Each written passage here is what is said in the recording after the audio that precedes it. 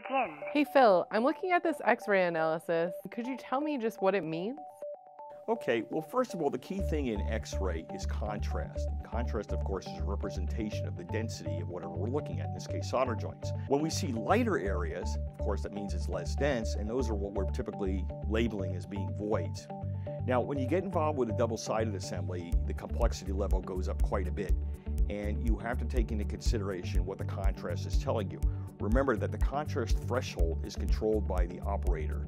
So there is a learning curve involved in doing X-ray, but it's straightforward once you understand most of the concepts, and assuming you have a very good quality X-ray machine.